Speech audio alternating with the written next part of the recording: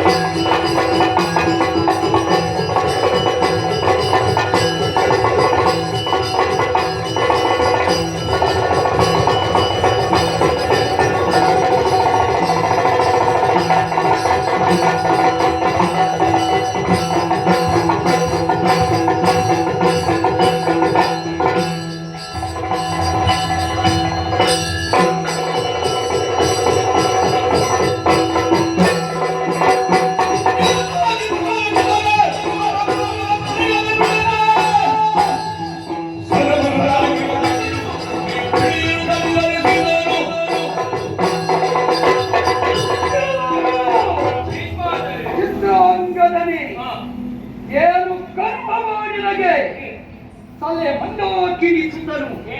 ನಿನ್ನ ಸಮ್ಮುಖದಲ್ಲಿ ಬಂದು ನಿಂತವ ದೇವವ್ರತನಾಮಕ ಭೀಷ್ಮನು ಓಲೆ ಕೊಟ್ಟೆಯ ನಮಗೆ? ನನ್ನ ಸಂಬಂಧಿರನ್ನು ಕರೆದೆಯ? ಮಾಡಿದೆಯ ಹೋರಾಟ? ಕದನದ ಕಡದಲ್ಲಿ ನನ್ನ ಸಹೋದರನಾದ ಚಿತ್ರಾಂಗನನ್ನು ಕೊಂದೆಯಂತೆ ಕೊಂದ ನಿನ್ನನ್ನು ಬಿಟ್ಟೇನೆಂತ ಭಾವಿಸಿದೆಯಾ? ಇಂದು ನಿನ್ನನ್ನು ಸಮಸ್ತ ಗಂಧರ್ವ ಲೋಕವನ್ನು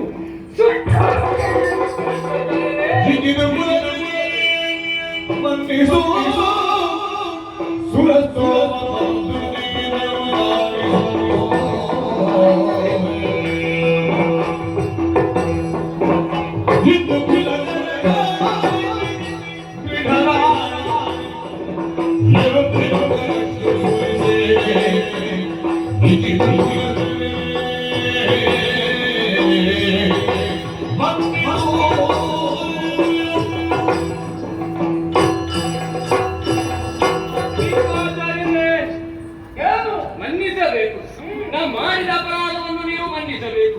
ನೀವೇನು ನಿಮ್ಮ ಪರಾಕ್ರಮವನ್ನು ನಿಮ್ಮ ಯೋಗ್ಯತೆ ಎಂಬುದನ್ನು ಅರಿಯದವನೇ ಗೊತ್ತಿತ್ತು. ಮತ್ತೆ ಯಾಕೆ ಅವನಿಗೆ ಓಲೆ ಕೊಟ್ಟೆ? ನಿಮ್ಮೊಂದಿಗೆ ದೂರವನ್ನು ಬಯಸುವ ಉದ್ದೇಶ ಬಂದವ ನಾನಲ್ಲ. ಮತ್ತೆ ನಿಮ್ಮ ತಮ್ಮನಿಗೆ ಬುದ್ಧಿಯ ಮಾತನ್ನು ಹೇಳಲೆಂದು ಬಂದೆ.